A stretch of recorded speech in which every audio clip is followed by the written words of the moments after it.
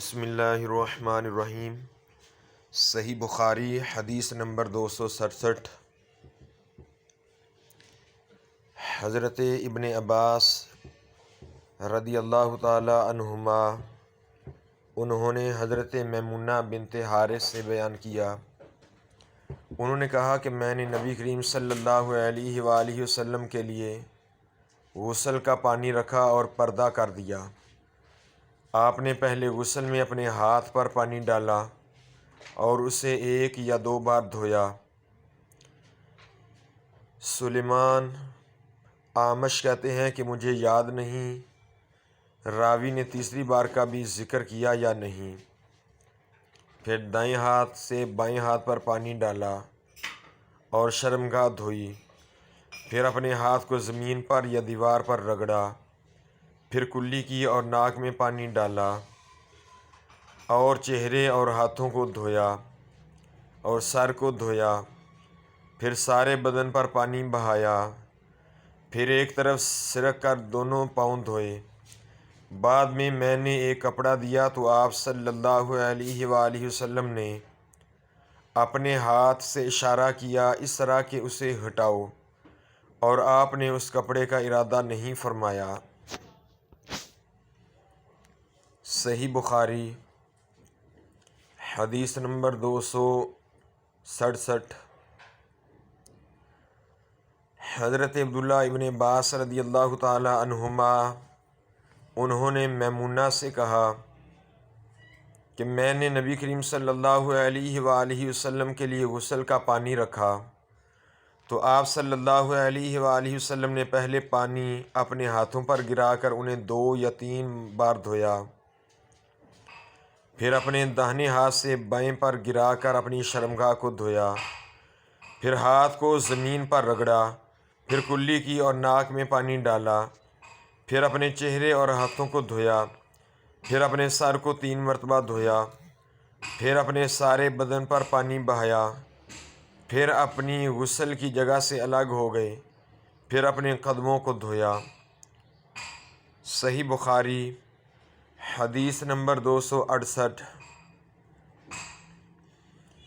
حضرت انس رضی اللہ تعالی عنہ سے مروی ہے کہ نبی کریم صلی اللہ علیہ وآلہ وسلم دن اور رات کے ایک ہی وقت میں اپنی تمام ازواج مطہرات کے پاس گئے، اور یہ 11 نہیں 9 منکوحہ اور 2 لونڈیاں۔ راوی نے کہا میں نے انس سے پوچھا کہ نبی کریم صلی اللہ علیہ وآلہ وسلم اس کی طاقت رکھتے تھے؟ تو آپ صلی اللہ علیہ وآلہ وسلم نے فرمایا ہم آپس میں کہا کرتے تھے کہ آپ صلی اللہ علیہ وآلہ وسلم کو 30 مردوں کے برابر طاقت دی گئی ہے۔ اور سعید نے کہا قتادہ کے واسطہ سے کہ ہم کہتے تھے کہ انس نے ان سے 9 ازواج کا ذکر کیا۔ صحیح بخاری حدیث نمبر 269۔ حضرت عبد الرحمن سے مروی ہے انہوں نے حضرت علی سے روایت کی، آپ نے فرمایا کہ مجھے مزی بکثرت آتی تھی، چونکہ میرے گھر میں نبی کریم صلی اللہ علیہ وآلہ وسلم کی صاحبزادی حضرت فاطمہ الزہرا تھیں، اس لیے میں نے ایک شخص مقداد بن اسود اپنے شاگرد سے کہا کہ وہ آپ صلی اللہ علیہ وآلہ وسلم سے اس کے متعلق مسئلہ معلوم کرے، تو انہوں نے پوچھا تو آپ صلی اللہ علیہ وآلہ وسلم نے فرمایا کہ وضو کر اور شرمگاہ کو دھو، یہی کافی ہے۔ صحیح بخاری حدیث نمبر 270۔ ابن عمر کے اس قول کا ذکر کیا۔ حضرت عائشہ صدیقہ رضی اللہ تعالی عنہا سے پوچھا گیا کہ میں اسے گوارا نہیں کر سکتا کہ میں احرام باندھوں اور خوشبو میرے جسم سے مہک رہی ہو، تو حضرت عائشہ رضی اللہ تعالی عنہا نے فرمایا میں نے خود نبی کریم صلی اللہ علیہ وآلہ وسلم کو خوشبو لگائی، پھر آپ اپنی تمام ازواج کے پاس گئے اور اس کے بعد احرام باندھا۔ صحیح بخاری حدیث نمبر 271۔ حضرت عائشہ صدیقہ رضی اللہ تعالی عنہا سے روایت ہے، آپ نے فرمایا گویا کہ میں نبی کریم صلی اللہ علیہ وآلہ وسلم کی مانگ میں خوشبو کی چمک دیکھ رہی ہوں، اس حال میں کہ آپ صلی اللہ علیہ وآلہ وسلم احرام باندھے ہوئے ہیں۔ صحیح بخاری حدیث نمبر 272۔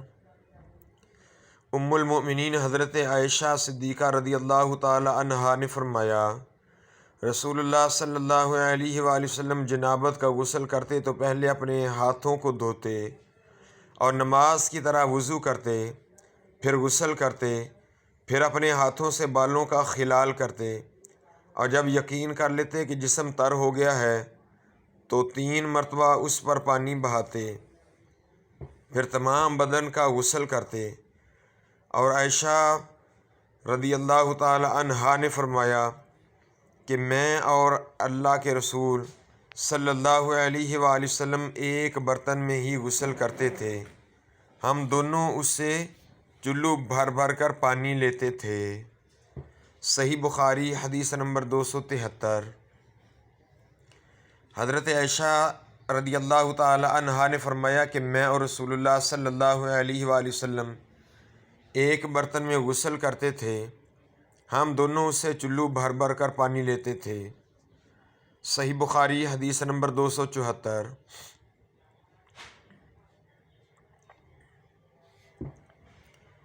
ام المؤمنین حضرت میمونہ رضی اللہ تعالی عنہا سے روایت ہے، انہوں نے فرمایا کہ رسول اللہ صلی اللہ علیہ وآلہ وسلم نے غسل جنابت کے لیے پانی رکھا، پھر آپ صلی اللہ علیہ وآلہ وسلم نے پہلے 2 یا 3 مرتبہ اپنے دائیں ہاتھ سے بائیں ہاتھ پر پانی ڈالا، پھر شرمگاہ دھوئی، پھر ہاتھ کو زمین پر یا دیوار پر 2 یا 3 بار رگڑا، پھر کلی کی اور ناک میں پانی ڈالا اور اپنے چہرے اور بازوؤں کو دھویا، پھر سر پر پانی بہایا اور سارے بدن کا غسل کیا، پھر اپنی جگہ سے سرک کر پاؤں دھوئے۔ میمونہ رضی اللہ تعالی عنہا نے فرمایا کہ میں ایک کپڑا لائی تو آپ صلی اللہ علیہ وآلہ وسلم نے اسے نہیں لیا اور ہاتھوں ہی سے پانی جھاڑنے لگے۔ صحیح بخاری حدیث نمبر 275۔ حضرت ابو ہریرہ رضی اللہ تعالی عنہ سے مروی ہے کہ نماز کی تکبیر ہوئی اور صفیں برابر ہو گئیں، لوگ کھڑے تھے کہ رسول اللہ صلی اللہ علیہ وآلہ وسلم اپنے حجرے سے ہماری طرف تشریف لائیں۔ جب آپ صلی اللہ علیہ وآلہ وسلم مصلی پر کھڑے ہو چکے تو یاد آیا کہ آپ اجنبی ہیں، بس آپ صلی اللہ علیہ وآلہ وسلم نے ہم سے فرمایا کہ اپنی جگہ کھڑے رہو، اور آپ واپس چلے گئے۔ پھر آپ صلی اللہ علیہ وآلہ وسلم نے غسل کیا اور واپس ہماری طرف تشریف لائے تو سر سے پانی کے قطرے ٹپک رہے تھے۔ آپ صلی اللہ علیہ وآلہ وسلم نے نماز کے لیے تکبیر کہی اور ہم نے آپ صلی اللہ علیہ وآلہ وسلم کے ساتھ نماز ادا کی۔ صحیح بخاری حدیث نمبر 276۔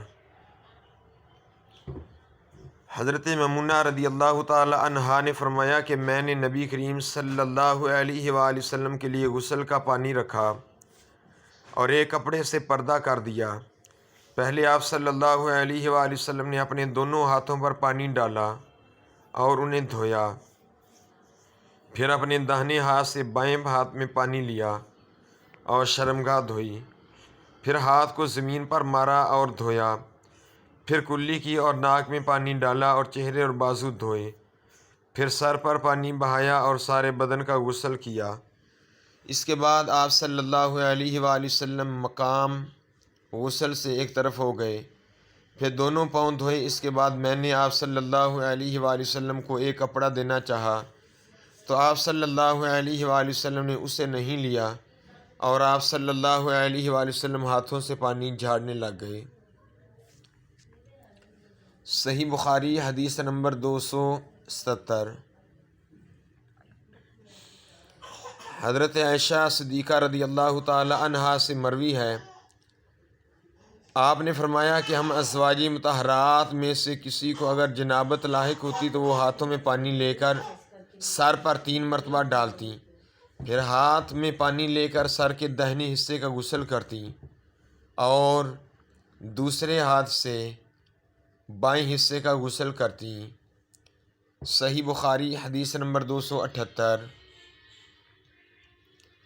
حضرت ابو ہریرہ رضی اللہ تعالی عنہ سے مروی ہے، انہوں نے نبی کریم صلی اللہ علیہ وآلہ وسلم سے کہ آپ صلی اللہ علیہ وآلہ وسلم نے فرمایا کہ بنی اسرائیل ننگے ہو کر اس طرح نہاتے تھے کہ ایک شخص دوسرے کو دیکھتا، لیکن موسیٰ علیہ السلام تنہا پردہ سے غسل فرماتے۔ اس پر انہوں نے کہا کہ باخدا موسیٰ کو ہمارے ساتھ غسل کرنے میں صرف یہ چیز مانی ہے کہ آپ کے خصیے بڑے ہوئے ہیں۔ ایک مرتبہ موسیٰ علیہ السلام غسل کرنے لگے تو آپ نے کپڑوں کو ایک پتھر پر رکھ دیا، اتنے میں پتھر کپڑوں کو لے کر بھاگا اور موسیٰ علیہ السلام بھی اس کے پیچھے بڑی تیزی سے دوڑے۔ آپ کہتے جاتے تھے، اے پتھر میرا کپڑا دے، اے پتھر میرا کپڑا دے۔ اس عرصہ میں بنی اسرائیل میں موسیٰ علیہ السلام کو ننگا دیکھ لیا اور کہنے لگے کہ باخدا موسیٰ کو کوئی بیماری نہیں، اور موسیٰ علیہ السلام نے کپڑا لیا اور پتھر کو مارنے لگے۔ ابو ہریرہ نے کہا کہ باخدا اس پتھر پر 6 یا 7 مار کے نشان باقی ہیں۔ صحیح بخاری حدیث نمبر 279۔ نبی کریم صلی اللہ علیہ وآلہ وسلم سے روایت ہے، آپ صلی اللہ علیہ وآلہ وسلم نے فرمایا کہ ایک بار ایوب علیہ السلام ننگے غسل فرما رہے تھے کہ سونے کی ٹڈیاں آپ پر گرنے لگیں۔ ایوب علیہ السلام نے انہیں اپنے کپڑے میں سمیٹنے لگے، اتنے میں ان کے رب نے انہیں پکارا کہ ایوب علیہ السلام، کیا میں نے تمہیں اس چیز سے بے نیاز نہیں کر دیا جسے تم دیکھ رہے ہو؟ ایوب علیہ السلام نے جواب دیا، ہاں تیری بزرگی کی قسم، لیکن تیری برکت سے میرے لیے بے نیازی کیوں کر ممکن ہے۔ صحیح بخاری حدیث نمبر 280۔ حضرت ام ہانی بنت ابی طالب یہ کہتے ہوئے سنا کہ میں فتح مکہ کے دن رسول اللہ صلی اللہ علیہ وآلہ وسلم کی خدمت میں حاضر ہوئی تو میں نے دیکھا کہ آپ صلی اللہ علیہ وآلہ وسلم غسل فرما رہے ہیں اور حضرت فاطمہ الزہرا رضی اللہ تعالی عنہا نے پردہ کر رکھا ہے۔ نبی کریم صلی اللہ علیہ وآلہ وسلم نے پوچھا، یہ کون ہے؟ میں نے عرض کی کہ میں ام ہانی ہوں۔ صحیح بخاری حدیث نمبر 281۔ حضرت ابن عباس سے روایت ہے، وہ میمونہ سے، انہوں نے کہا کہ جب نبی کریم صلی اللہ علیہ وآلہ وسلم غسل جنابت فرما رہے تھے، میں نے آپ صلی اللہ علیہ وآلہ وسلم کا پردہ کیا تھا تو آپ صلی اللہ علیہ وآلہ وسلم نے پہلے اپنے ہاتھ دھوئے، پھر داہنے ہاتھ سے بائیں پر پانی بہایا اور شرمگاہ دھوئی اور جو کچھ اس میں لگ گیا تھا اسے دھویا، پھر ہاتھ کو زمین یا دیوار پر رگڑا، پھر رگڑ کر نماز کی طرح وضو کیا، پاؤں کے علاوہ پھر پانی اپنے سارے بدن پر بہایا اور اس جگہ سے ہٹ کر دونوں قدموں کو دھویا۔